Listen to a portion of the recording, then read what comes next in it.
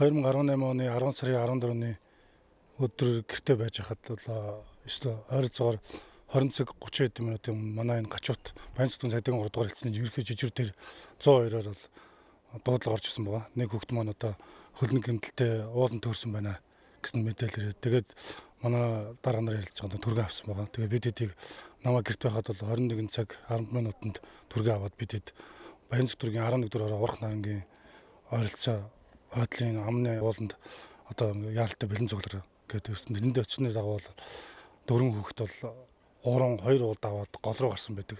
3 уулд аваад тэр уулууд нь их өндөр юм байлээ. Тэгээд 3 хүүхэд нь дөрүлөө буцаж яваад нэг хүүхэд нь хатан тийм хавцлаас унсан байт юм л. Одоо удирдлагуудаас өөр чиглэл аваад тэгээд тэнд сонсон мэдээлэлээр бол тэр хүүхдүүд болохоор тийм 2 моттой газраар ямар ч явсан гэж хэлсэн байдیں۔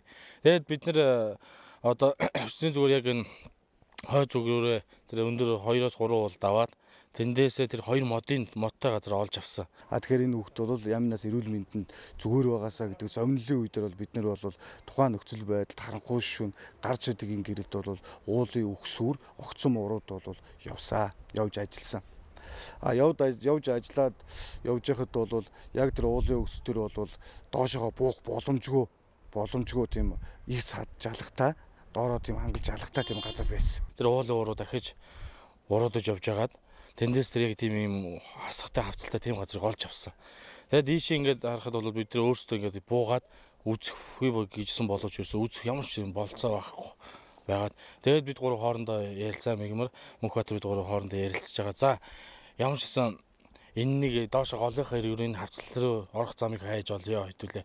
Ийшээ л унсан байх магадaltaй юм байна. Энд ягаад гэвэл 2 мод байгаа гэд таамаглал төвшүүлээ бид нар.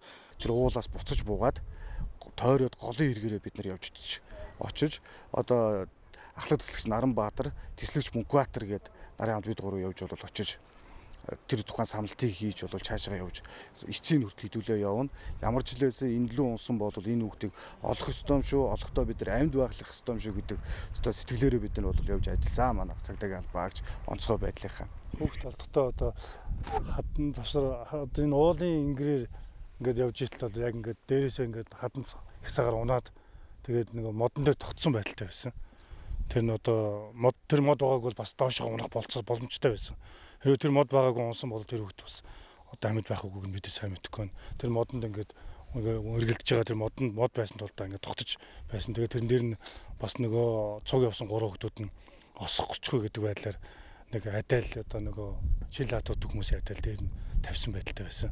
Тэгээд тэр нь бор адайлтай болохоор одоо тийм харагдах боломж бүжлийн бор өвсний хажууд бол харагдах үзэгдэх боломж нь их хомс байсан. Тэгээд бид нэр нэгэн дээрээ гарч дамжаа шууд авах боломжгүй учраас гамж дамжаад би бол дээр нь гараад авахад бол эхний ээлжинд бол харахад бол ер нь бол нас орцсон байна уу гэдэг байдал бол ажиглагдаад тэгээ бариад аваад яхад юу чичрээд тэгээд өргөхөд нэлээд зовиртой ёо гэж дуурсан.